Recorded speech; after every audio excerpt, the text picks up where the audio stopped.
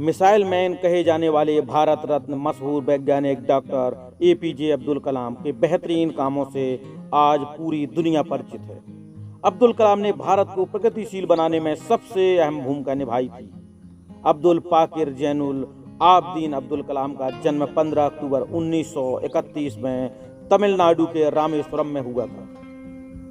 बेहद गरीब परिवार से आने के बावजूद भी अब्दुल कलाम ने हालातों से लड़ते हुए अपनी पढ़ाई पूरी की और बाद में जाकर महान वैज्ञानिक भी बने। डॉक्टर कलाम ने देश को पहली बैलिस्टिक मिसाइल दी थी। टेक्नोलॉजी के क्षेत्र में जुड़ी कई अहम जिम्मेदारी उन्होंने सफलतापूर्वक निभाई।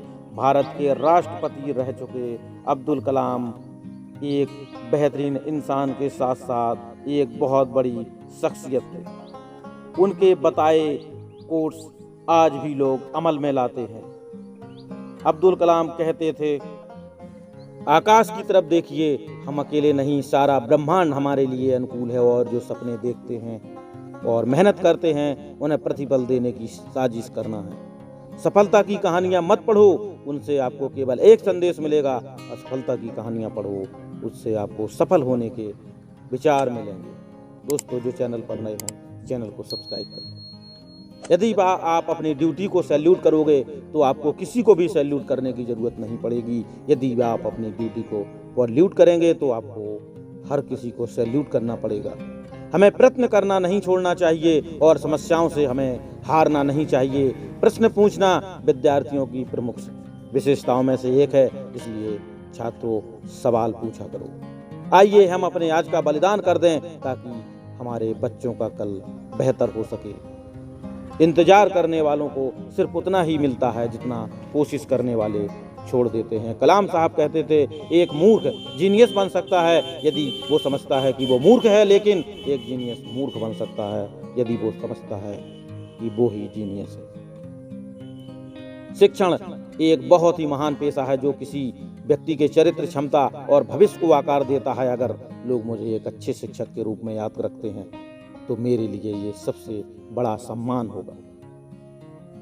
जब बच्चे 15, 16 या 17 साल के होते हैं तब वे तय करते हैं उन्हें डॉक्टर, इंजीनियर या राजनीतिक बनना है या मंगल ग्रह या चंद्रमा पर जाना है, और ये वो समय होता है जब आप उन पर काम कर सकते हैं। आप उन्हें अपने सपनों को आकार देने की मदद कर सकते हैं।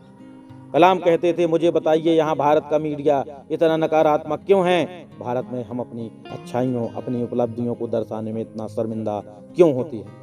हम एक महान राष्ट्र हैं, हमारे पास ढेरों सफलता की गाथाएं हैं, लेकिन हम उन्हें नहीं स्वीकारते। ऐसा क्यों? मैं हमेशा इस बात को स्वीकार करने के लिए तैयार था कि मैं चीजें कुछ बदल नहीं सकता। जीवन में कठिनाइयां हमें बर्बाद करने नहीं आती, बल्कि यह हमारी छुपी सामर्थ्य और शक्तियों को बाहर निकालने में हमारी मदद करती हैं। कठिनाइयों को यह जान लेने दो कि आप उनसे कहीं ज्यादा कठिन हो। हमें 1 अरब लोगों के देश की तरह सोचना चाहिए और काम करना चाहिए, न कि 10 लाख आबादी वाले देश की तरह। सपने देखो और सपने देखो। जहाँ हृदय में सच्चाई होती है वहाँ घर में सामंजस्य होता है, और जब घर में सामंजस्य होता है तब देश में एक व्यवस्था होती है। जब देश में व्यवस्था होती है तब दुनिया में शांति होती है। भारत में हम बस मौत, बीमारी, आतंकवाद और अपराध के बारे में ही क्यों पढ़ते हैं?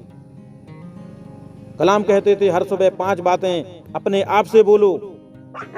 मैं सबसे अच्छा हूँ, मैं यह कर सकता हूँ, भगवान हमेशा मेरे साथ है। यदि 4 बातों का पालन किया जाए, एक महान लक्ष्य बनाएं, ज्ञान अर्जित किया जाए, कड़ी मेहनत की जाए और दृढ़ रहा जाए तो कुछ भी हासिल किया जा सकता है।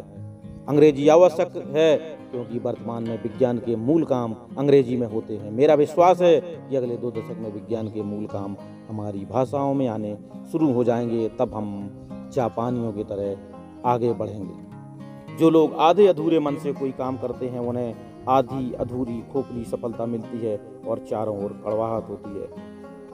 मैं एक हैंडसम इंसान नहीं हूँ, लेकिन मैं अपनी हैंडसम किसी भी व्यक्ति को दे सकता हूँ जिसको की मदद की जरूरत है। सुंदरता हृदय में होती है, चेहरे में नहीं। मेरा यह संदेश विशेष रूप से युवाओं के लिए है। उनमें अलग सोच रखने का साहस, नए रास्तों पर चलने का साहस, आविष्कार करने का साहस होना चाहिए। उन्हें समस्याओं से लड़ना और उनसे जीतना आना चाहिए। ये सभी महान गुण हैं और युवाओं को इन गुणों को अपनाना चाहिए। हर राष्ट्र चीन से सीख सकता है कि हमें ग्रामीण स्तर पर अच्छे उद्यमों, अच्छी गुणवत्ता की स्वास्थ्य सेवाओं और शैक्षिक सुविधाओं के निर्माण पर अधिक ध्यान केंद्रित करना चाहिए। अर्थव्यवस्था ने मुझे शाकाहारी बनने के लिए मजबूर किया, लेकिन मैं अंत में पसंद करने लगा। अब्दुल कलाम कहते थे, जो लोग उच्च और जिम्मेदारी वाले पदों पर हैं, अगर वे धर्म के खिलाफ जाते हैं तो धर्म ही एक विध्वंसक के रूप में तब्दील हो जाएगा। कभी कभी कक्षा से बंक मारकर दोस्तों के साथ मौज मस्ती करना अच्छा होता है, क्योंकि आज जब मैं पीछे मुड़कर देखता हूँ तो सिर्फ हंसता हूँ, बल्कि अच्छी यादें भी देता है। विज्ञान मानवता के लिए एक खूबसूरत तोहफा, इसे बिगाड़ना नहीं चाहिए। अगर तुम सूरज की तरह चमकना चाहते हो तो पहले सूरज की तरह जलो।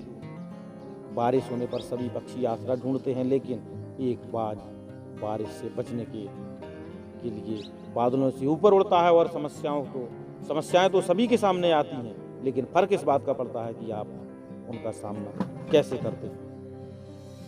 असली शिक्षा एक इंसान की गरिमा को बढ़ाती है और उसके स्वाभिमान में वृद्धि करती है। यदि हर इंसान द्वारा शिक्षा के वास्तविक अर्थ को समझ लिया जाए और उसे मानव गतिविधि के प्रत्येक क्षेत्र में आगे बढ़ाया जाता है, तो दुनिया रहने के लिए कहीं ज़्यादा बेहतर होगी। आप अपना भविष्य नहीं बदल सकते, पर आप अपनी आदतें बदल सकते हैं, और निश्चित रूप से आपकी आदतें बदलकर आपका भविष्य जरूर बदल जाएगा। भारत को एक मूल प्रधान राष्ट्र के साथ एक विकसित राष्ट्र, एक समृद्ध राष्ट्र और एक स्वस्थ राष्ट्र के निर्माण में तब्दील होना चाहिए।